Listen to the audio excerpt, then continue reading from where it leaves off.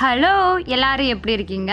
எப்படியோ ஒரு வழியா நேற்று பீஸா செஞ்சு முடிச்சாச்சு. அது நல்லா இருக்குதோ நல்லா இல்லையோ அதை செஞ்சு பசங்களுக்கு கொடுத்துட்டுங்க. ஏன்னா அவங்க பண்ணுற டார்ச்சர் என்னால் தாங்கிக்க முடியல. டெய்லி பீட்சா செஞ்சேன்னு சொல்லிட்டு வறுத்து எடுக்கிறாங்க. சரி ஓகேன்னு தான் செஞ்சு கொடுத்தேன்.